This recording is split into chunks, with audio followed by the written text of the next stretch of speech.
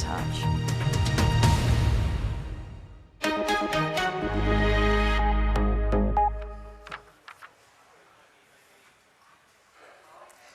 This is BBC News Live, and you're joining us on a bit of a first today because this is the first time we're bringing you live coverage from the BBC's new streaming centre. It's in the middle of our London newsroom, and I'm surrounded by our teams of journalists who are tracking today's stories. And it's from here that we can bring you live coverage of events. We can bring you a bit closer to our journalism. We can show you how we verify and check our facts.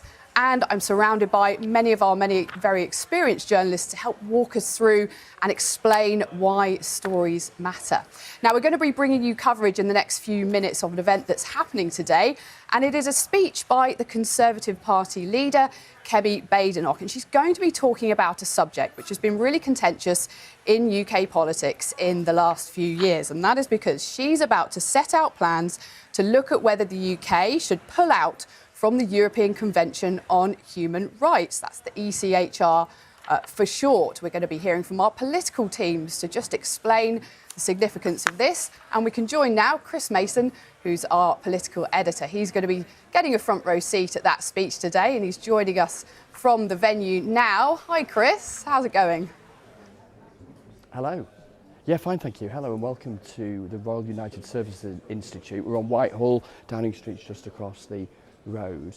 This is a big-brained and rather bookish place. In fact, it is literally a library, and I feel like that guy who goes into the library and starts talking too loudly, and everyone's looking around thinking, who's that guy talking really loudly? This speech is going to get underway in a handful of minutes. There's actually going to be a pause for a couple of minutes silence shortly because of VE Day commemoration, so I will stop talking before then. But as you say, Emma, really key national discussion this really about the UK's relationship with international conventions, not least the European Convention on Human Rights, and the extent to which that might be getting in the way of empowering politicians at Westminster to take decisions that they might want to take. And Kemi Badenoch is starting a commission for the next handful of months to explore whether, if there were to be a Conservative government in the future, she would advocate withdrawal from bodies like the European Convention on Human Rights. I'm going to have to dash though, because I'm conscious this silence is imminent, and then I'll have to take my seat, but perhaps we'll talk again a bit later on.